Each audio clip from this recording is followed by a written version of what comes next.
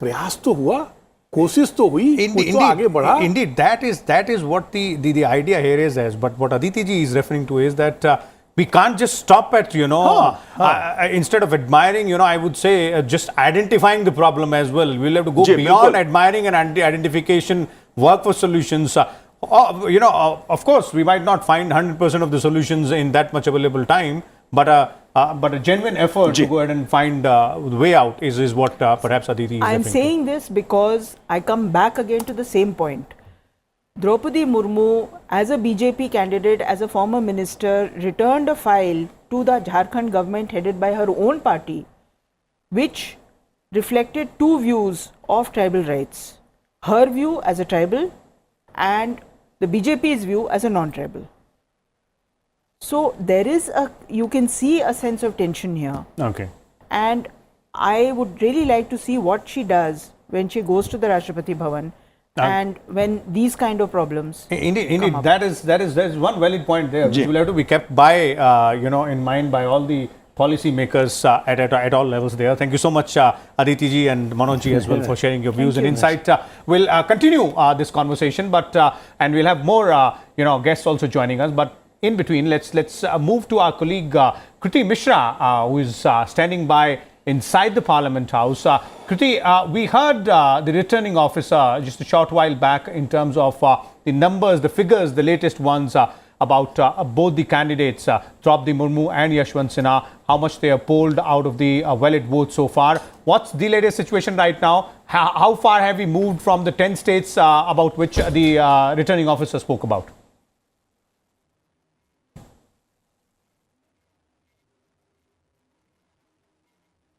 Pardon me, Vishal. Kriti, I am saying how far have we moved beyond those 10 states which the returning officer gave us the figures on in terms of counting?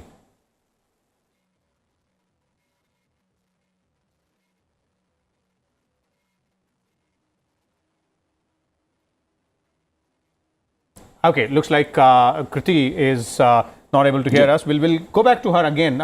लेकिन मनोज जी, जिस तरह के विचार जो है अभी हमने सुने आदिति जी ने और मनोज जी ने जो कहा कि एक तो प्राथमिकताएं, अगर प्राथमिकताओं की बात की जाए, और क्योंकि अब लगभग नंबर गेम साफ है, फासला इतना बढ़ चुका है कि शायद जो बची हुई वोट हैं उसमें उस फासले को पाटना दूसरे उम्मीदवार के लिए संभव ना हो, तो वहाँ वो बहुत महत्वपूर्ण हो जाता है वो बातें जानना कि क्या प्राथमिकताएं रहेंगी। जी बिल्कुल सही कह रहे हैं विशाल जी आप। जो आदिति जी ने, मनोज जी ने बात भी कही कि ठीक है, राष्ट्रपति के पद पे आदिवासी महिला जो है सुशोभित होंगी, वो चुनाव में अब कोई संदेह ऐसा रह नहीं गया। जिस तरह के परिणाम उभर के सामने आ रहे हैं, जिस तरह के संकेत आ रहे हैं, उसमें अब कोई शक नहीं है कि इसमें एनडीए उम्मीदवार को खासी बढ़त मिल चुकी है। लेकिन हमारी सहयोगी कृति मिश्रा जी इस समय जुड़ी हुई हैं। जी कृति जी, क्या जानकारी आपके पास है इस समय?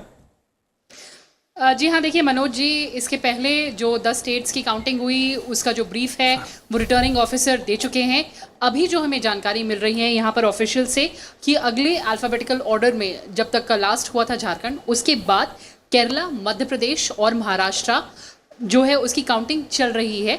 केरला और कर्नाटका, मध्य प्रदेश की काउंटिंग हो चुकी है और जिस तरह से हम लगातार अपने व्यूअर्स को बताते आए हैं कि किस हिसाब से जो वोट वैल्यू है वो असाइन की जाती है स्टेट्स को, जो कि पॉपुलेशन के आधार पर डिसाइड की जाती है, 1971 के सेंसस पर डिसाइड की जाती है। तो झारखंड तक की तो हमारे पास पूरी इन्फॉर्मेशन है, उसके आगे की जानकारी मैं अपने व्यूअर्स से साझा करना चाहूँगी। कर्नाटका की अगर बात की जाए तो वहाँ पर जो वैल्यू ऑफ वोट है, जो इलेक्टेड लेजिस्लेटर्स हैं उनकी वैल्यू ऑफ वोट है 131 2022 के प्रेसिडेंशियल इलेक्शन की। और वहीं मध्य प्रदेश की भी अगर बात की जाए तो उनकी वैल्यू ऑफ वोट भी है 131।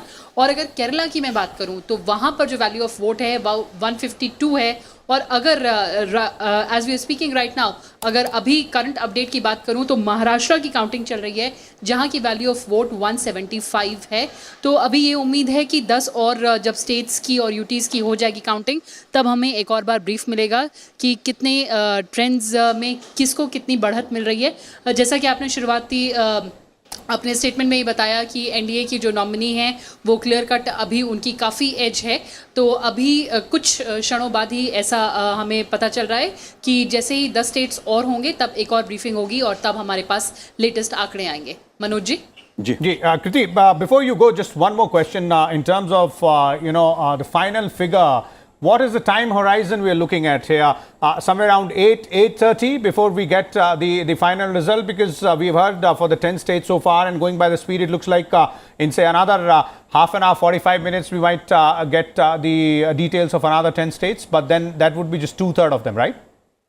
Well, Vishal, let me not prophesize anything right now, because as we are speaking, there is this entirely fair and transparent process that is going inside right now. And also it depends and varies from states to states. For instance, right now, Uttar Pradesh is yet to come. Now, Uttar Pradesh, the value of vote stands at 208. And there also, when we're talking about Uttar Pradesh, rest all the states and the UTs have 1 ballot boxes. But for Uttar Pradesh, we have 2 ballot boxes.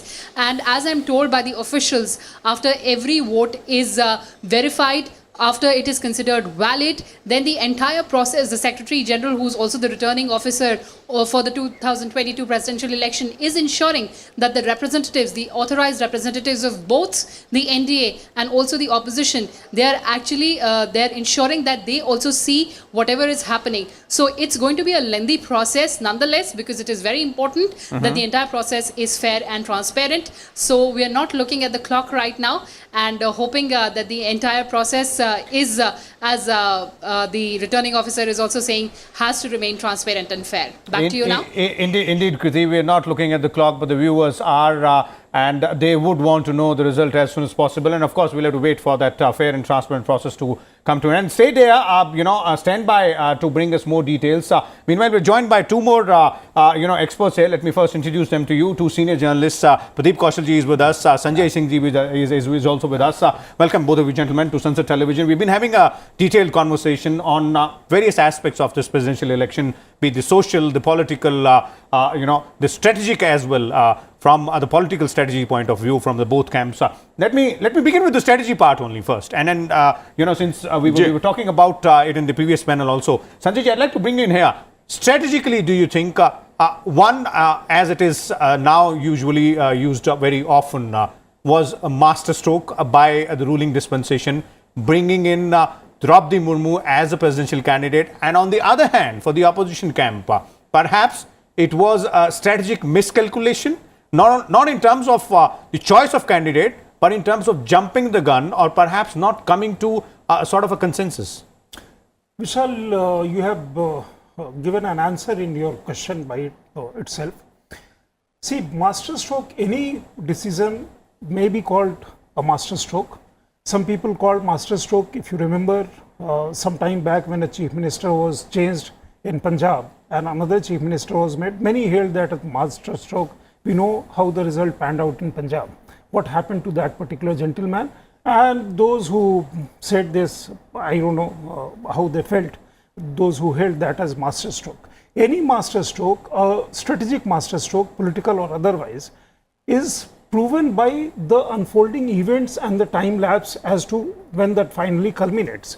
In this particular case, when Draupadi Murmu was announced a presidential candidate by the NDA, by the BJP, after their parliamentary board meeting, and having spoken to their parties, their allies, it seemed that, though it was a surprise, but there was instant jubilation in section of people, particularly from the community Sikhs. That community is on the margins. We know Draupadi Murmu has great deal of personal grit, courage and conviction. She was born in a very average family, and through her life by itself is a very inspirational story for anyone, any student of politics or otherwise, for any person in the society.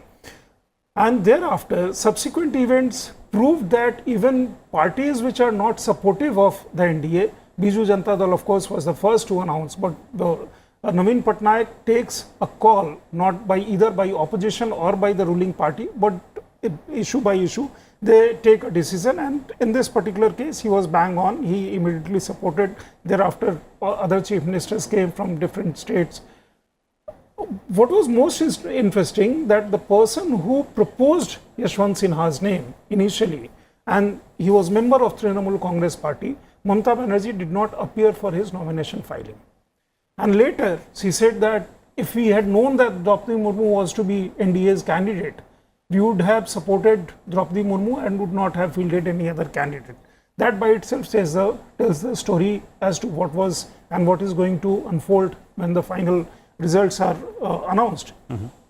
Then you had another chief minister, a BJP, a Congress ally, Hemant Soren in Jharkhand. Then you had several other instances where Yashwant Sinha couldn't go to Bengal, and all these things, the margin will, this is a masterstroke, no doubt. How far it was a miscalculation on part of, or it was desperation on their part, because they were not finding any candidate. 3 candidates had refused to be presidential nominee from the opposition ranks. First was, we all know, Sharad Pawar. Second was Gopal Gandhi, and third was Farooq Abdullah. He was 4th choice, and we all know that what is going to happen. That way, this was a miscalculation. Of course, desperation to field anyone who they could find, and he was willing to be president. So much so, the party he belonged to when he resigned officially, when he became candidate of from the opposition ranks, he could not go to Bengal. He was not invited in Bengal. Therefore, you can say that miscalculation, it was a mistake to field Yashwant Sinha, because there is nothing. What does Yashwant Sinha represent?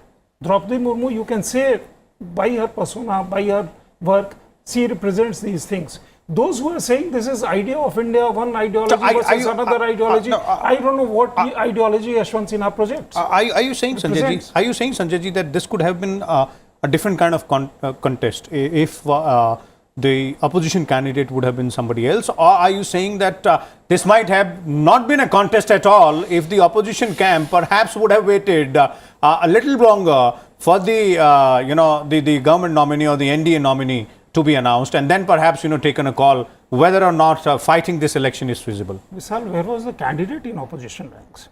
3 candidates chosen, and they refused. Sharad Pawar, Gopal Gandhi, he lost vice presidential election last time, and therefore perhaps he did not want to lose another time, because after all he is Mahatma Gandhi's grandson. And thereafter Farooq Abdullah. 3 candidates refused. He was 4th choice. Where were you going to find candidate who wanted to be in the fray, and then results was known to everyone? Then similar thing happened in vice presidential election also. For the first time, Congress was not in picture either in fielding a presidential candidate or a vice presidential candidate. I think they were busy kind of planning protest for Sonia Gandhi, Rahul Gandhi and something. There was no candidate per se. Okay. And as campaigning moved on, I think the kind of atmosphere that was built up, the kind of statements that Yashwant Sinha gave, it ultimately favored Draupadi Murmu. When the results will be announced later this evening, later this night, you'll see that much more votes will come to Draupadi Murmu's fold than was expected. Because even if those parties which are supporting their MPs and MLAs, this is a consensus vote. There is no whip. Yeah, there is no whip. And therefore, those individual MPs and MLAs are going to vote for Draupadi Murmu than Yashwant Sinha. Okay, indeed, the numbers right now stand testimony to what Sanjay ji is pointing out. The lead of NDA's nominee Draupadi Murmu is more than double of what Yashwant Sinha has garnered so far from 10 states and the votes polled in parliament there as well. Manoj ji? जी बिल्कुल, जिस तरह की तस्वीर उभर के आ रही है उसमें बिल्कुल दुगने मतों का एक अंतर साफ देखने को प्रदीप कौशल जी दिख रहा है। लेकिन जो विपक्ष की बात विशाल जी ने उठाई और जिसका उत्तर संजय जी ने दिया, विपक्ष क्या सिर्फ सांकेतिक लड़ाई भी नहीं लड़ पाया, सिर्फ एक उम्मीदवार खड़ा कर दिया? देखिए, आज का विपक्ष वैसा विपक्ष बनने का प्रयास कर रहा है, बल्कि मैं मानता हूँ उतनी गंभीरता से वो प्रयास कर भी नहीं रहा है जैसा विपक्ष कभी इंदिरा गांधी के ज़माने में विपक्षी दलों ने किया था जी। तो उस समय एक फार्मूला दिया गया था कि 1 अगेंस्ट 1, एक के विरुद्ध एक उम्मीदवार खड़ा किया जाए। तो उस समय कांग्रेस, स्वतंत्र पार्टी, भारतीय जनसंघ और सोशलिस्ट पार्टी, चारों पार्टियों ने मिलकर के ऐसी व्यवस्था की जो इंदिरा गांधी के विरुद्ध, जिन्होंने इसी फार्मूला के तहत चुनाव लड़ा, फिर उसको महागठबंधन यानी ग्रैंड अलायंस कहा गया और वो चारों पार्टियां हार गईं। लेकिन फिर उसके बाद उन लोगों ने एक संघर्ष का रास्ता चुना, जयप्रकाश नारायण के नेतृत्व में आंदोलन किया और एक तरीके से मिलकर के संघर्ष करने के कारण उनमें आपसी सामंजस्य बना, तालमेल बना, सहमति बनी, एक साथ काम करने का अभ्यास हुआ। तो ये उससे अभी बहुत दूर हैं। अभी तो ये एक साथ बैठने को तैयार नहीं हैं। जो 3 खेमे इस समय बने हुए हैं उसमें आप देखेंगे आम आदमी पार्टी है जो कांग्रेस से दूरी बना करके चलना चाह रही है और चल भी रही है। उन्होंने जब कोई रास्ता नहीं बचा वो आए नहीं इनके साथ बैठकों में, लेकिन बिल्कुल जैसे कहते हैं कि चलती बस में सवार होना, अंत में आकर के उन्होंने यशवंत सिन्हा जी को समर्थन दिया। और दूसरी तरफ ममता बनर्जी हैं, जैसे हमारे साथी संजय जी उल्लेख कर रहे थे कि उन्होंने तो उनसे दूरी ही बना ली। यानी राष्ट्रपति का चुनाव हो रहा है, जिस पार्टी के नेता ने नामांकन पत्र भरा है उस पार्टी ने पीछे से अपने आप को एकदम अदृश्य कर लिया है। और पार्टियां तो उत्साहित दिखाई दी, उनके पक्ष में यशवंत सिन्हा के बोलती हुई दिखाई दी, यशवंत सिन्हा जी का स्वागत किया, मुख्यमंत्रियों ने भी स्वागत किया। लेकिन जैसे तेलंगाना राष्ट्र समिति वो भी दूरी बना के चलती थी विपक्ष से, लेकिन वो भी खुल के सामने आई, लेकिन ममता बनर्जी नहीं आई। तो ऐसी स्थिति में जो पूरा का पूरा चुनावी मैदान तैयार हुआ उसमें ऐसा लगा कि यशवंत सिन्हा जी तो भरसक प्रयास करते रहे कि मुकाबला दिखाई दे और बहुत उन्होंने उसमें एक तरीके से ऊर्जा डालने का प्रयास किया, लेकिन वो चुनाव तो कहीं और किसी और दिशा में ही चला गया। बिल्कुल बिल्कुल प्रदीप जी और संजय जी, हम यही समझने की कोशिश कर रहे हैं कि बात चाहे मुद्दों की हो, ठीक है मुद्दे थे, मुद्दे बनाने की कोशिश भी विपक्ष ने की, लेकिन मुद्दों पे ही विपक्ष में एकजुटता भी नहीं दिखी। उम्मीदवार के नाम पे भी विपक्ष में एकजुटता नहीं दिखी। विपक्ष के कई दल किसी और दिशा में चले, कुछ अलग दिशा में चले, और जो बाकी बचे उन्होंने द्रौपदी मुर्मू जी का समर्थन करना उचित समझा। और इसी का परिणाम है कि द्रौपदी मुर्मू जी की बढ़त जो है वो राज्यों में भी लगातार बढ़ती जा रही है। बहरहाल उनका जो दिल्ली में अस्थायी निवास है वहां पर क्या नजारा है, क्या जानकारी है, इसे सीधे आपको लिए चलता हूं अपने सहयोगी नवविक्रम के पास। नवविक्रम जी, क्या जानकारी है आपके पास?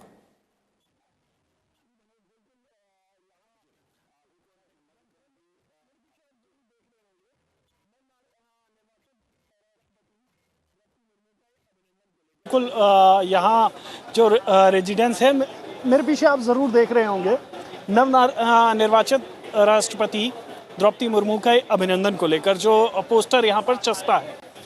मैं आपको बताना चाहूँगा क्योंकि अभी जो औपचारिक ऐलान होना बाकी है, लेकिन अब यहाँ जो द्रौपदी मुर्मू के समर्थक हैं उनके मन में ये है कि जो जीत का अंतर है वो कितना बड़ा होता है।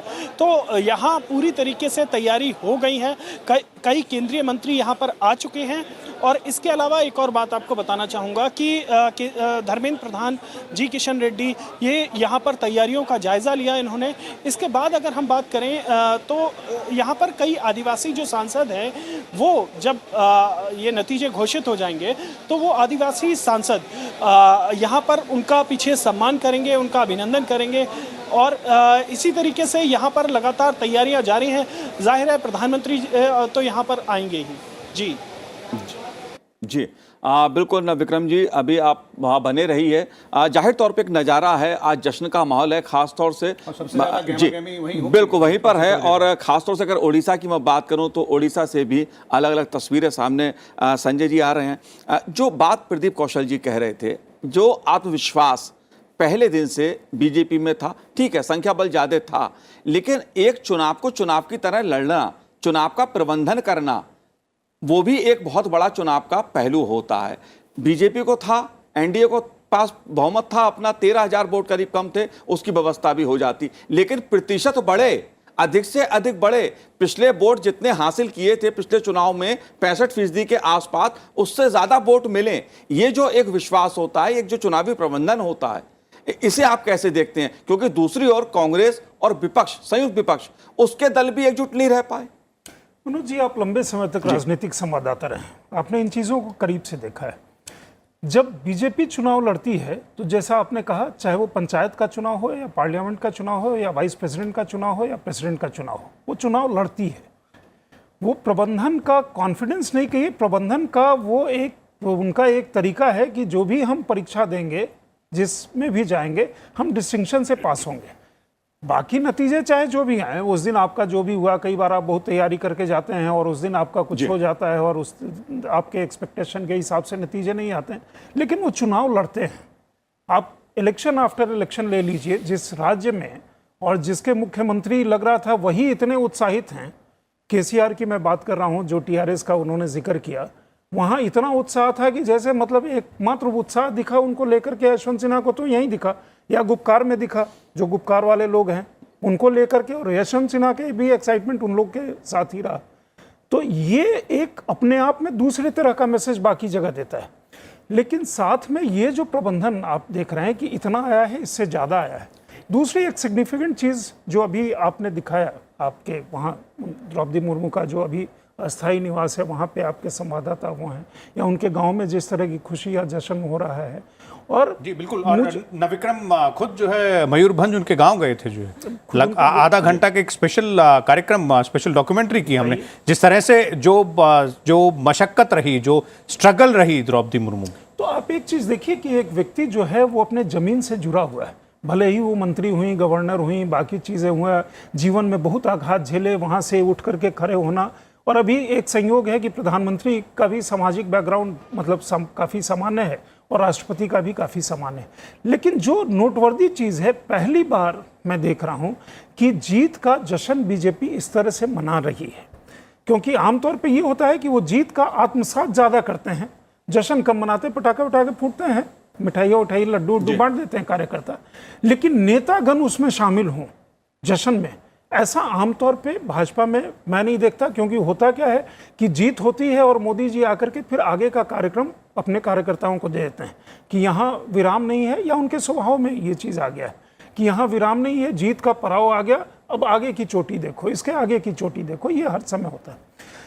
द्रौपदी मुर्मू चूंकि एक कैंडिडेट का प्रोजेक्शन इस तरह से था और लोगों में भी लेकर के जो उत्साह था, एक उत्साह अगर कंपेयर कीजिए तो एपीजे अब्दुल कलाम के साथ कंपैरेबल वो है। बाकी किसी, जब से हमारी मेमोरी है, जो पढ़ा है और खुद देखा, मतलब जब से ये काम शुरू किया, द्रौपदी मुर्मू को लेकर के उत्साह है लोगों में, ये चीज़ माननी होगी। एक तो उनका जो सोशल बैकग्राउंड है उसको लेकर के, और बाकी इधर की चीज़ों को लेकर के। तो अगर ये सेलिब्रेशन हो रहा है तो इस सेलिब्रेशन का एक मतलब ये है कि जो सामाजिक बैकग्राउंड है, एक उड़ीसा में जिस तरह की बात हो रही है उसको लेकर के, क्योंकि वहाँ बीजेपी आगे आने वाली है, मैं इसको सीधा इलेक्शन से नहीं जोड़ता, लेकिन उसकी उम्मीदवारी है और वो उम्मीदवारी कैसे आगे बढ़ करके जाएगी उससे मैं जोड़ करके जरूर देखता हूँ। जी जी जी प्रदीप जी, इसी मुद्दे पे जो कि मनोज जी ने कहा और आपने उसका रेफरेंस भी दिया थोड़ी देर पहले, कि अगर रणनीति की बात करें और चुनावी रणनीति की बात करें, और लोकतंत्र में चुनावी लड़ाई अपने आप में बहुत मायने रखती है और वही एक लोकतंत्र की खूबसूरती भी है। ख़ास तौर पे अगर आपको ये दिख रहा हो कि आप ये चुनाव हारेंगे, बावजूद उसके अगर आप इस चुनाव में उतरते हैं, जो कि इस तरह के चुनाव में, जो राष्ट्रपति का चुनाव या उपराष्ट्रपति का चुनाव, क्योंकि इसमें जो नंबर्स गेम है, जो आंकड़ों की स्थिति है, वो लगभग तय होती है। तो आपको लगता है कि ऐसे समय में जो रणनीति की बात हम कर रहे थे दोनों ही खेमों की तरफ से, जैसे संजय जी अभी कह रहे थे कि जो सत्ता पक्ष का खेमा है वो जब एक चुनाव लड़ता है तो उसको एक पूरे मन के साथ लड़ता है, तो जो विपक्षी खेमा है उसमें आपको लगता है कि रणनीति में कहीं चूक हुई, लेकिन लड़ाई, जो चुनावी लड़ाई जो की है वो ज़रूरी थी? देखिए, जहाँ तक भाजपा का प्रश्न है तो उन्होंने बड़ी दूरदर्शिता के साथ योजनाबद्ध तरीके से उन्होंने उम्मीदवार मैदान में उतारा। और जहाँ तक विपक्ष का प्रश्न है, विपक्ष में तो आप देखेंगे वो तो हड़बड़ाहट में यशवंत सिन्हा जी का नाम लेकर के आ गए, तो दोनों की स्थिति बिल्कुल एक दूसरे के विपरीत थी। भाजपा सुविचारित रणनीति के तहत इनको लेकर के आई, और अभी आप देखेंगे ये यहाँ यात्रा रुकने वाली नहीं है।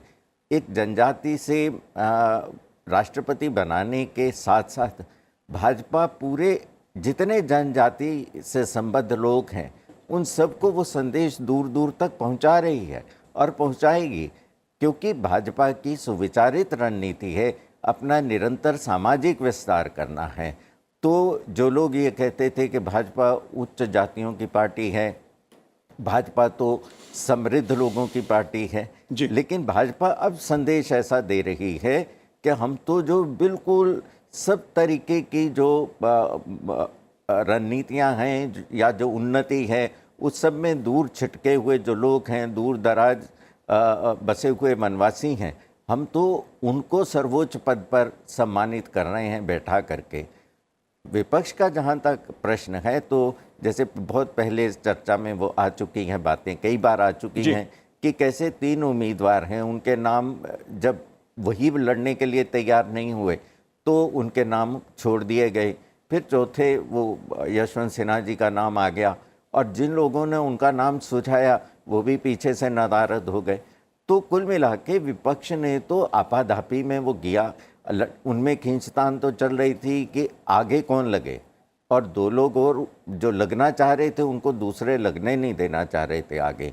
तो वो तो नेतृत्व की लड़ाई के अंदर फिर हड़बड़ाहट में जब तृणमूल ने नाम उछाल दिया तो फिर कांग्रेस और बैठक बुला ली, तो कांग्रेस को बरबस समर्थन करना पड़ा, क्योंकि ना करते तो यह लड़ाई तो पहले विपक्ष की आपसी लड़ाई दिखाई देती, बाद में राष्ट्रपति चुनाव जो है उसका जो है वो समीकरण बैठता जी। तो कुल मिलाकर के दोनों जो हैं उनमें कोई तुलना हो ही नहीं सकती। भाजपा बिल्कुल सोच समझ करके एक जनजाति से महिला को लेकर के आई, उनका नाम आगे बढ़ाया, और विपक्ष ने तो ऐसे ही बना दिया। जी।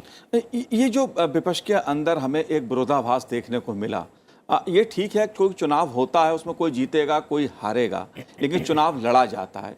चुनाव लड़ने के जो आप अगर मैं सत्ताधारी दल की बात करूं तो साहब गृह मंत्री अमित शाह जी भी वोट के लिए फ़ोन कर रहे हैं और रक्षा मंत्री भी समर्थन मांग रहे हैं, सहमति की भी कोशिश कर रहे हैं, लेकिन विपक्ष की ओर से इस तरह का एक अभाव क्या आपको भी देखने को मिला या वो था?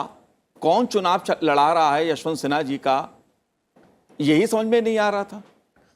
देखिए, कुल मिलाकर के शरद पवार जो हैं वो एकदम केंद्रीय भूमिका में आ गए जी। तो शरद पवार जी जो हैं उन्होंने जितना उनसे बन पड़ा उतना उन्होंने किया, लेकिन पूरे तरीके से तो उनकी उम्मीदवारी को किसी ने ओटा ही नहीं, यशवंत सिन्हा जी की उम्मीदवारी को।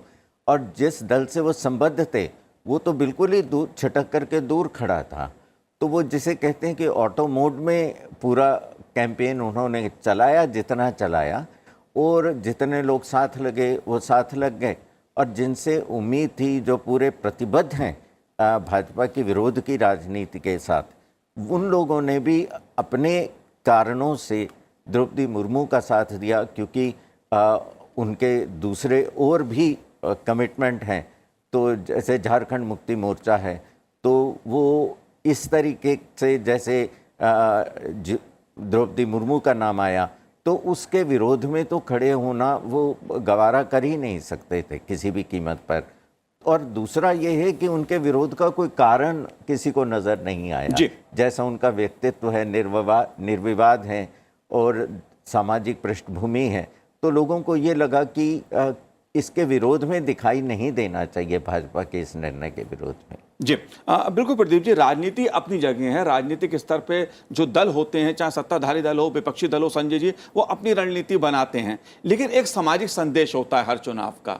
अगर मैं कहूँ चुनाव हो गए, मतदान हो चुका, नतीजे सामने आ रहे हैं, द्रौपदी मुर्मू जी अगली राष्ट्रपति होंगी, इसमें कोई संदेह अब नहीं है, बस ऐलान बाकी रह गया, जिस तरह की तस्वीर उभर के सामने आ रही है। लेकिन सामाजिक संदेश, क्योंकि आज़ादी का अमृत महोत्सव और ये संदेश, क्योंकि हम देख रहे हैं लोगों के हाथों में तिरंगा है, मिठाइयां बट रही हैं, वो दल भी खुशी मना रहे हैं जो एनडीए के साथ नहीं है, ये तस्वीर क्या संदेश देती है? देखिए, एक तो इस समय जो आपने जिक्र किया जिस बात का, एक संदेश ये है कि 75 साल हुए तो द्रौपदी मुर्मू भारत के प्रधानमंत्री और राष्ट्रपति दोनों ही समाज के ऐसे तबके से आते हैं जो समाज के मार्जिन्स पे थे, जिनका व्यक्तिगत जीवन संघर्षमय रहा है। तो एक सीधा सीधा इस चुनाव के बाद एक इस तरह का एक मैसेज सामने आता है। दूसरा, उन लोग की अपनी गाथाएं होती हैं जो एक इंस्पिरेशन स्टोरी होती है, क्योंकि आज़ादी के अमृत महोत्सव में हम 75 ऐसे लोगों की भी बात कर रहे हैं जो अनसंग लोग हैं, और ऐसे 75 से भी ज़्यादा अलग अलग जगहों पे वो जिक्र हो रहा है जो अनसंग हीरोज़ आज़ादी के हैं। क्योंकि संभव हमने आज़ादी की लड़ाई को भी 5-7 लोगों में सिमट करके रख दिया, और बाद में एक परिवार की कहानी भी थोड़ी ज़्यादा होगी। द्रौपदी मुर्मू के माध्यम से एक बड़ा मैसेज है, जिस चीज़ को लेकर के जब हम ये कह रहे थे कि आज जो सेलिब्रेशन हो रहा है उसका एक मायने भी समझने की ज़रूरत है। लोग अपने आप बहुत सारी चीज़ समझते हैं, लोग समझदार हैं। यशवंत सिन्हा को लेकर के क्या मैसेज देना चाहती है? आप जो सवाल पूछ रहे हैं, शायद सीधा सवाल ये होता, लेकिन बहरहाल आप शायद, तो यशवंत सिन्हा को लेकर के सीधा मैसेज ऑपोजिशन रैंक्स क्या देना चाहती है? वो कौन सी विचारधारा रिप्रेजेंट करते हैं मुझे नहीं पता। मैंने इतने समय राजनीति कौन सी विचारधारा, क्योंकि वो पार्टी बदलते रहे समय के साथ, कभी इधर रहे कभी उधर रहे। जैसे मैं एक उदाहरण लूँ तो कश्मीर जब वो गए तो पहले वो गए थे हुर्रियत कॉन्फ्रेंस के नेताओं से मिलने, अभी वो गए तो गुपकार वाले लोग से मिल करके चले आए, और वहाँ जाकर के उन्होंने डिक्लेयर किया कि जो अगर कोई नेशनलिस्ट है तो यही है और सबसे बड़े नेशनलिस्ट हैं। जनता उसको लेकर के अपना एक आकलन करती है। दूसरी बात यह है कि प्रपोजर ही उनका वो पीछे हट गई। अब देखिए क्या मैसेज वाली बात करें तो मैसेज तो इसमें कुछ निकल करके नहीं आ रहा है। नहीं, मुद्दों पे जोर दिया जो गया। उन्होंने मैसेज आज दिया है कि सोनिया गांधी जब ईडी के दफ्तर गई हैं, जब हम कहते हैं कि कानून सबके लिए बराबर है और सभी लोग एक जैसे हैं कानून की नज़र में, तो फिर उनका ये कहना कि ईडी को अगर पूछना ही था तो सोनिया जी के घर पे जाके पूछते। मतलब राजा रानी को तुम्हारी हिम्मत कैसे हुई कि जो देश के राजा रानी उनके सामने मतलब उनको बुला करके पूछ रहे हो? ये बात तो कांग्रेसी भी नहीं कह रहे थे, जो मतलब राष्ट्रपति के उनके कैंडिडेट हैं वो इस बात को कह रहे थे। देश भर में वो प्रोटेस्ट चल रहा है, वो अलग बात है, कांग्रेस का अपना प्रोटेस्ट हो रहा है। अब ये भी एक अलग तरह की राजनीति है। दूसरी चीज ये देखिए कि उपराष्ट्रपति के जो उम्मीदवार हैं विपक्ष के, इसी से जुड़ा हुआ है क्योंकि दोनों चुनाव जुड़े होते हैं, मार्गरेट अल्वा बीच में काफ़ी कुछ कांग्रेस के बारे में और परिवार के बारे में वो कही थी। लेकिन आज टीएमसी का डिसीजन बहुत इंटरेस्टिंग है। एक, टीएमसी राष्ट्रपति अपना उम्मीदवार बनाई अपनी पार्टी के व्यक्ति को, और उनको प्रपोज करने ममता बनर्जी यहाँ नहीं आई जिस समय वो नॉमिनेशन कर रही थी, अपने स्टेट में बंगाल में आने नहीं दिया। अब कह रही कि उपराष्ट्रपति के चुनाव में तृणमूल कांग्रेस एब्सटेन करेगी वोटिंग से, और उसका कह रहे हैं कि हमें कंसल्ट नहीं किया गया। तो वो किसकी कैंडिडेट है? कांग्रेस में उनको लेकर के कोई एक्साइटमेंट है नहीं, बाहर कोई एक्साइटमेंट है नहीं। तो आप मैसेज जो कह रहे हैं, आप क्या मैसेज देना चाहते हैं यशवंत सिन्हा के कैंडिडेचर की तरफ या मार्गरेट अल्वा के कैंडिडेचर की तरफ? Okay. तो दूसरी तरफ जो धनखड़ जी के कैंडिडेचर के माध्यम से बीजेपी बहुत सारा मैसेज दे रही है, उस पर चर्चा कभी आप और करेंगे जब वो चुनाव होगा। We will definitely come to that, Sanjay ji, and because that's entirely different election process, and we'll have that discussion there. But since you're pointing out, and of course, this has come out time and again. Experts have referred to it, saying that this election once again showed the fissures within the opposition camp, and within the opposition camp also within the parties as well. Perhaps a section of the party perhaps not aligning with whatever the decision was. Putting all this aside now, since you also referred to the numbers, and it's almost pretty much certain that Draupadi Murmu will be the 15th President of India. The numbers are very strongly in her favor right now. We'll have to wait for the official confirmation though. But we can take the liberty of coming to this particular question as what would, according to you, would be the main priorities, that is one, and challenges as well for her to bring to the fore issues which you believe she should? See, the constitution is very clear. Our president is not somebody who direct the government. She has to work with aid and advice of Council of Ministers. Therefore, the person's grace, of course, individual discretion is important, as we have seen in some cases in the past, whereby the president has to use his or her discretion, weigh whatever is important, and thereafter come to a decision. The president's kind of discretion was very important when there was coalition governments and nobody had that kind of majority. 2024, I don't think that situation is going to come up before Draupadi Murmu.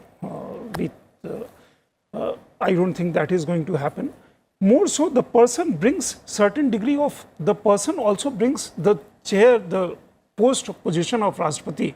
Of course, we don't need to elaborate on that. The person also brings certain grace to the chair. Draupadi Murmu is going to bring grace to the chair. We saw in case of Pranab Mukherjee that in some cases the Prime Minister himself said that he used to take advice from the then President Pranab Mukherjee. The experience, the sagacity, the understanding of President, because everybody goes to the President, looks up to President for final review. The President does or does not actually acts as an active President. That's a different matter altogether. But being a Supreme Commander of Armed Forces, there are several issues, the laws, the bills which goes to President for assent. The kind of judicial kind of when somebody is said is to be hanged and then mercy petitions go to the President, he or she has to take a call. And there the person at the helm has to take a judicious call. I think those are the situations where Draupadi Murmu, I think, should come up to popular expectations. People who think because if you look at this, right from Mr. Kalam to the current President House, which used to be a closed house, nobody could actually had the access to President House. President House started opening itself for people to actually go there to see as to what is President's house. I think more openness from the President House will help people have more confidence in President and also kind of satisfy their curiosity about the Raisina Hills and the majestic Presidential House. Okay. That's very significant and important as well, because this is a constitutional position. Pradeep ji, आपके नज़रिए से अगर इसे देखें तो आपको लगता है कि एक महिला आदिवासी जब राष्ट्रपति के तौर पर रायसीना हिल पर होंगी तो महिलाओं से जुड़े हुए मुद्दे, आदिवासियों से जुड़े हुए मुद्दे, उनको लेकर एक सेंसिटाइजेशन जिसे कहा जाए और बेहतर तरीके से होगा। जो पॉलिसी मेकर्स हैं अलग अलग स्तर पे, ना केवल केंद्रीय स्तर पे बल्कि राज्य स्तर पे भी। देखिए, द्रौपदी मुर्मू जी का अपना व्यक्तित्व लोगों को प्रेरित करेगा इस तरीके की नीतियाँ जो हैं वो बनाएं और उन पर विचार करें। लेकिन उसके साथ साथ मैं ये कहना चाहूँगा, जैसे संजय जी से पहले आपकी चर्चा हो रही थी, उसी को आगे बढ़ाते हुए कि हमारे यहाँ संसदीय लोकतंत्र की व्यवस्था है और संसदीय लोकतंत्र के विषय में हमने वेस्टमिंस्टर मॉडल जो है वो उसको अंगीकार किया है। तो अमेरिका के राष्ट्रपति के तरीके से हमारे यहाँ व्यवस्था नहीं है, बहुत अधिक सीधी शक्तियाँ नहीं हैं। हालांकि केंद्र सरकार का सारा कामकाज राष्ट्रपति के नाम पर होता है, वो सर्वोच्च पद है और सारी व्यवस्था जो है उनका नाम लेकर के ही काम करती है। लेकिन जिस तरीके से यशवंत सिन्हा जी ने अपने चुनाव अभियान में कहा, मैं इस कानून का विरोध करूंगा, मैं उस कानून का विरोध करूंगा, इस तरीके की व्यवस्था संविधान में नहीं है। हालांकि कई अवसर ऐसे आते हैं जब राष्ट्रपति की भूमिका बड़ी निर्णायक हो जाती है और काफ़ी शक्ति उनके अपने ही हाथ में आ जाती है। पर अगर आप देखें कि कानून बनाने का काम है, ये सब जो व्यवस्था है या लागू करने की बात है, नीतियाँ निर्धारित करने की बात है, राष्ट्रपति का उसमें सीधी उनकी भूमिका नहीं रहती है। हालांकि जब हम संसदीय व्यवस्था की बात करते हैं तो राष्ट्रपति को मिलाकर दोनों सदन जोड़ के ही संसद कहा जाता है, उसमें राष्ट्रपति सम्मिलित हैं। तो इस कारण कोई भ्रम नहीं रहना चाहिए। लोकतांत्रिक व्यवस्था जो हमारे देश में है उसमें प्रधानमंत्री को लोग चुनते हैं और वर्तमान में तो प्रधानमंत्री के नाम से ही सारा वोट पड़ा है। तो राष्ट्रपति कोई भी हो, मतलब मैं बड़ी विनम्रता से कहना चाहता हूँ कि ऐसा भ्रम किसी को नहीं रहना चाहिए कि राष्ट्रपति जो है वो जो बाइडेन है और उस तरीके से काम करेंगे। जो शक्ति है वो मंत्रिमंडल के पास है या प्रधानमंत्री के पास है और मंत्रिमंडल के सहयोग से ही राष्ट्रपति काम करते हैं। केवल एक स्थिति में राष्ट्रपति की भूमिका बड़ी महत्वपूर्ण हो जाती है और बिल्कुल अलग हो जाती है मंत्रिमंडल से, जब सरकार का गठन करना हो और किसी पार्टी के पास, किसी नेता के पास पर्याप्त संख्या बल नहीं हो, बहुमत नहीं हो, तो ऐसे में राष्ट्रपति अपने विवेक का इस्तेमाल करते हैं या जो विशेषज्ञ हैं, संविधान विशेषज्ञ, उनकी सलाह लेते हैं और फिर विवेकपूर्ण निर्णय पर आते हैं कि किसको आमंत्रित किया जाए। लेकिन सामान्य परिस्थिति में राष्ट्रपति की ऐसी भूमिका ना तो है, ना वांछित है, क्योंकि बिना मतलब का विवाद वो देश के हित में नहीं है। और व्यवस्था में सब लोगों के लिए आवश्यक है कि अपनी अपनी सीमाओं में रहें और गरिमापूर्ण तरीके से रहें। लेकिन द्रौपदी मुर्मू जी का जो अपना व्यक्तित्व है, मुझे लगता है उनकी गरिमा और उनका जो संयम है, जो धैर्य दिखाई देता है आपको। यशवंत सिन्हा जी ने काफ़ी प्रयास किया, बहुत बना नहीं चुनाव उस तरीके से, थोड़ा धुआंधार प्रचार करके, बहुत थोड़ा आक्रामक होकर के कहा चलता है चुनाव में वो।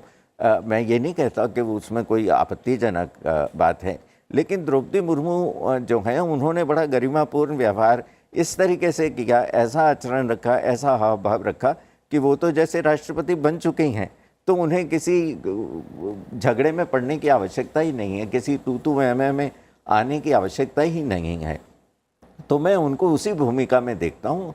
लेकिन ये ज़रूर है कि वो उनका वहाँ होना लोगों को प्रेरित करेगा कि वो जो इस तरीके के लोग जो मुख्य धारा से छिटके हुए हैं, उनके कल्याण के लिए बहुत योजनाएं हैं पहले से, लेकिन उनको और गतिशील किया जाए और जहाँ ऐसा आवश्यक हो, वांछित हो, वहाँ नई नीतियाँ भी बनाई जाएं। जी संजय जी, लेकिन कुछ शब्द ऐसे आए चुनाव प्रचार के दौरान, राष्ट्रपति चुनाव के दौरान कुछ नेताओं के वक्तव्य आए।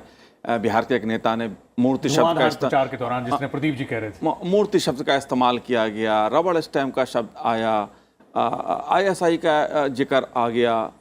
क्या राष्ट्रपति जैसे पद के गरिमामय पद है उस चुनाव में इस तरह का शब्दों का उपयोग कितना उचित है?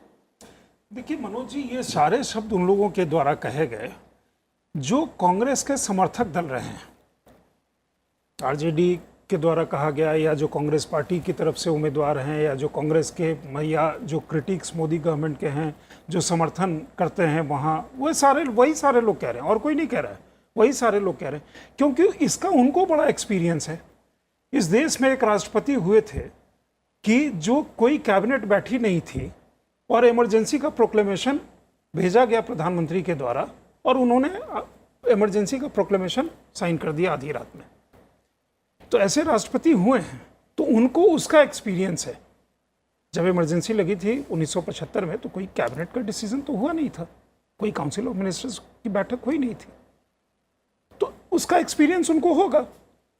तो उनको लगता है कि हर जो राष्ट्रपति होता है बस आता है और उसका ठप्पा लगाना काम है या मूर्ति है, तो वो शायद इस एक्सपीरियंस से करेंगे। उसके बाद उनको और भी अंदरूनी जानकारी होगी, और भी बाकी राष्ट्रपति, क्योंकि जब कोई पार्टी कहती है कि हम भाई 60 साल हमने राज किया और राज चलाना हमें आता है और बाकी चीज़ है, और उनके जो समर्थक होंगे उनको हो सकता है कि इसकी ज़्यादा अंदर की जानकारी होती होगी, मैं ये नहीं कहता।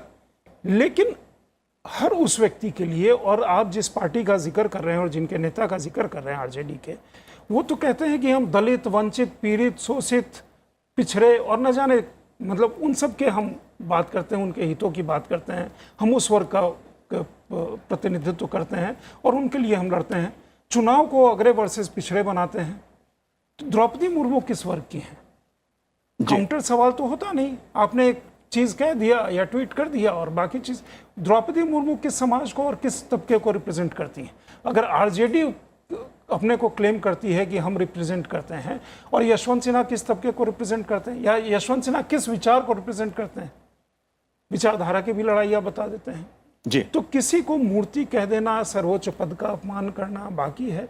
तो जिनकी वो परंपरा है वो कर रहे हैं, जिनकी सोच में ये है वो कर रहे हैं, जिनकी सोच में नहीं है, जो रेस्पेक्ट करते हैं राष्ट्रपति के पद को या बाकी चीज को, वो नहीं बोल रहे हैं इस तरह की भाषा जी। वो इस तरह की बात नहीं बोल रहे हैं। जी बिल्कुल। प्रदीप जी, अपने राजनीतिक दृष्टिकोण हो सकते हैं, अपने अपने समीकरण हो सकते हैं, सांकेतिक लड़ाई भी लड़नी है तो भी लड़ने का अधिकार हर किसी को है, लेकिन एक गरिमा के साथ चुनाव लड़ना और इस तरह के वक्तव्य आना, उस राजनीति को आप कैसे देखते हैं?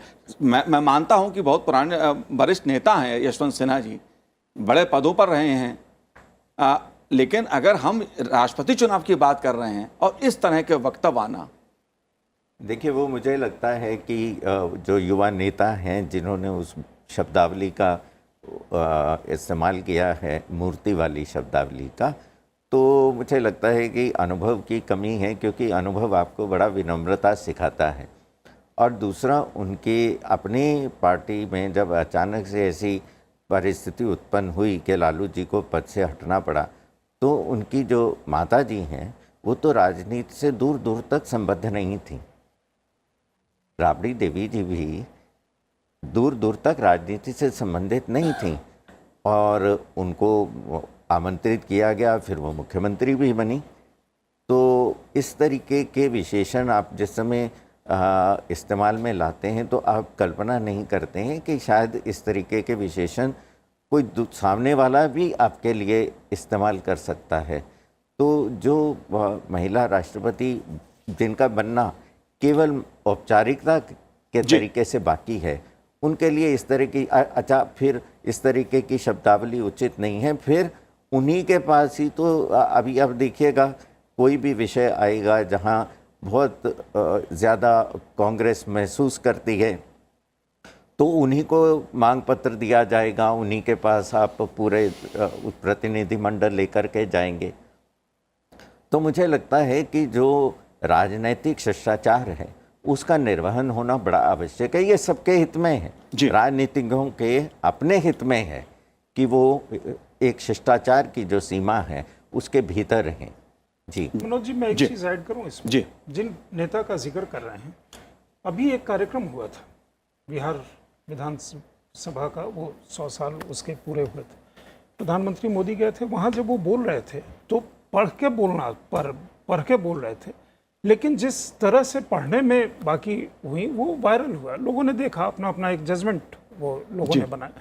दूसरी चीज़ ये है कि वो उसी पार्टी के समर्थक हैं जो लोग मूर्ति और ठप्पा और उसकी बात करते हैं, जो उनके मित्र हैं और विपक्षी पार्टियों के सबसे बड़े नेता हैं। वो तो ऑर्डिनेंस फाड़े थे ना काउंसिल ऑफ मिनिस्टर और प्रधानमंत्री का, वो भी प्रधानमंत्री जब विदेश में थे। तो 10 साल आपने रबर स्टैंप को बना के रखा था क्या? ये जवाब तो उनको देना होगा ना जी, जो जिसके आज वो संजय जी, ये हो सकते हैं राजनीतिक स्तर पे ये महत्वपूर्ण मुद्दे हो सकते हैं, लेकिन मैं जिस तरफ चर्चा को ले जाना चाहता हूं, जो चर्चा मैं चाहता हूं, जिस उत्तर की आप लोगों से मैं उम्मीद कर रहा हूं, राष्ट्रपति चुनाव, ये ठीक है इस तरह की शब्दावली का उपयोग हुआ, लेकिन राष्ट्रपति पद की एक गरिमा है। हम सभी मानते हैं, सभी दल मानते हैं, वो चाहे कांग्रेस विपक्षी दल हो या सत्ताधारी दल हो, लेकिन ये तो सभी को मिलकर तय करना पड़ेगा ना। क्योंकि मैं शब्दों की बात इसलिए कर रहा हूं, आजकल शब्दों पे भी चर्चा बहुत हो रही है कि शब्द को बोलें किसको नहीं बोलें, और लोग इसको भी इशू बना देते हैं। देखिए, जो गरिमा है वो सभी पदों के लिए, गरिमा राष्ट्रपति पद के लिए थोड़ी गरिमा और बढ़ जाती है, क्योंकि देश के प्रथम नागरिक हैं, संविधान के वो कस्टोडियन जो होते हैं वो हैं, सभी लोग उनकी तरफ देखते हैं और सारे जो भी आदेश हैं राष्ट्रपति के नाम से वो चलते हैं। पार्लियामेंट्री डेमोक्रेसी है लेकिन राष्ट्रपति के नाम से चलते हैं, संसद का सत्र भी उनके उससे ही शुरू होता है। तो वो एक गरिमा है, लेकिन समस्या तब होती है जब आपकी पूरी राजनीति एक एंटी मोदी जो अभी एक चल रहा है, तो प्रधानमंत्री पद की गरिमा नहीं, आप कुछ भी बोल सकते हैं। तो वही चीज जो उनके लपेटे में आ गई है ना, कि कोई भी चीज जो भाजपा सरकार करे, कोई भी डिसीजन जो नरेंद्र मोदी लें, उसको अपोज करने में जो चुनिंदा शब्द कह सकते हो वो वाला है कि भरा तेरी कमीज मेरी कमीज से सफेद कैसे, या मेरी कमीज तुम्हारी कमीज से ज्यादा मैली कैसे। उस जब प्रतिद्वंदिता में आप आ जाएंगे तो इस तरह की शब्दावली का प्रयोग होगा। प्रदीप जी, एक बात और मैं समझना आपसे चाहता हूं कि बात की गई कि साहब संख्या बल है, आदिवासी क्षेत्र से हैं, आदिवासी समाज से हैं, सर्वसम्मति से चुनाव हो जाता। अच्छी बात है, सर्वसम्मति से चुनाव हो जाता। और एक तरह से ऐसा लगा जैसे मान लीजिए विपक्ष चुनाव लड़ रहा है तो कुछ लोगों ने इस पर भी सवाल उठा दिए कि चुनाव लड़ा क्यों, चुनाव लड़ने से पहले सोच लेना चाहिए था। मैं इसको समझना चाहता हूं आपसे, सांकेतिक लड़ाई सही, अगर मुझे लगता है ये अनावश्यक है जी। चुनाव स्वस्थ लोकतंत्र का हिस्सा है, तो इस बात को लेकर के तो किसी को आपत्ति नहीं होनी चाहिए कि कुछ चुनाव क्यों हो रहा है, आखिरकार चुनाव फिर करवाया ही क्यों जा रहा है। प्रश्न ये है। अगर दो लोग आमने सामने नहीं आ सकते और एक बार को छोड़ दें, जब संजीवा रेड्डी जी निर्विरोध चुने गए थे, हर बार चुनाव हुआ है राष्ट्रपति पद के लिए। लेकिन यहाँ एक बात समझने के लिए मैं मानता हूँ बहुत ज़्यादा ध्यान देने की बात है कि ये कोई प्रधानमंत्री के पद के लिए होने वाला चुनाव नहीं है, ये संसदीय चुनाव नहीं है, ये देश का जो सर्वोच्च पद है, जिसका अपना सीमित कार्यक्षेत्र है, उसके लिए है। ये वैसा नहीं है कि इससे देश एकदम बदल जाएगा, नीतियां बदल जाएंगी। लेकिन हाँ, वहाँ गरिमापूर्ण व्यक्ति की आवश्यकता है, वहाँ अच्छे व्यक्ति की आवश्यकता है, और एक आपने जैसे भागीदारी बनाई है जनजातियों की इसके साथ, वो एक अच्छा संदेश है। कुल मिलाकर के इसमें उतनी आपाधापी की आवश्यकता नहीं, उतनी खींचतान की आवश्यकता नहीं है। स्वस्थ वातावरण में अगर चुनाव होता है और विपक्ष भी अपना उम्मीदवार खड़ा करता है तो मुझे लगता है ये सामान्य बात है, इसमें कुछ आपत्तिजनक नहीं है, ये स्वाभाविक है। जी जी, इस वक्त हमारे साथ हमारे सहयोगी नवविक्रम जुड़ रहे हैं, जो कि द्रौपदी मुर्मू जी का जो टेम्परेरी निवास है, अस्थाई निवास जो है इस वक्त राजधानी दिल्ली में, वहाँ पर मौजूद हैं। नवविक्रम, क्या इस वक्त सुगबुगाहट है वहाँ? जैसे जैसे जो वोटों की गिनती का काम है वो आगे बढ़ रहा होगा, वैसे वहाँ द्रौपदी मुर्मू जी का जो अस्थाई निवास है वहाँ पर काफ़ी हलचल बढ़ रही होगी।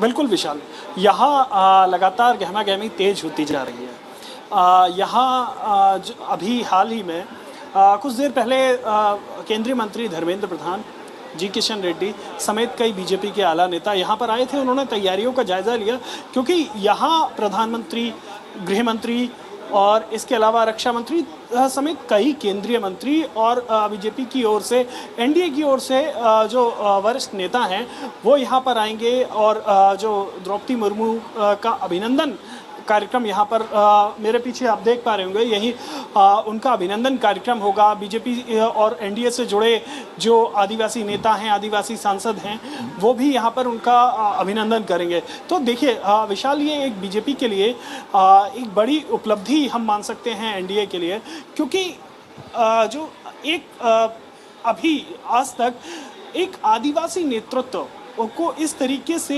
केंद्र में जगह नहीं मिली है, राष्ट्रपति पद पर अभी तक नहीं पहुंचे हैं कोई भी आदिवासी। तो ये जाहिर है कि पूरे देश में जितने भी आदिवासी समुदाय से ताल्लुक रखने वाले लोग हैं उनके लिए गौरव का क्षण है। क्योंकि विशाल, हम अगर कुछ दिनों पहले जब कैंपेनिंग का दौर था उस समय देखें तो छत्तीसगढ़ में जब चूंकि कांग्रेस सरकार है, लेकिन वो छत्तीसगढ़ आदिवासी बहुल क्षेत्र है, प्रदेश है, उसमें भी बड़ी उहापोह थी कांग्रेस के जो विधायक हैं उन लोगों के बीच में कि आखिर जो वोट है, क्योंकि आदिवासी समाज जो है उसने अपील की थी द्रौपदी मुर्मू के समर्थन में वोट करने की। तो ऐसे में जो पूरा आदिवासी समाज है उसके लिए आज एक बहुत बड़ा दिन है। जी नवविक्रम, बहुत बहुत धन्यवाद आपका। बने रहिए वहाँ पर, और ज़्यादा जानकारी के लिए आपके पास हम दोबारा आते रहेंगे। संजय जी और प्रदीप जी, आपका भी बहुत बहुत धन्यवाद हमारे साथ जुड़ने के लिए। मनोज, एक छोटा सा ब्रेक लेते हैं और ब्रेक के बाद फिर हाजिर होंगे और ताज़ा जानकारी के साथ, अपडेट्स के साथ, जो गिनती की प्रक्रिया चल रही है वो, और इससे जुड़ा एनालिसिस भी।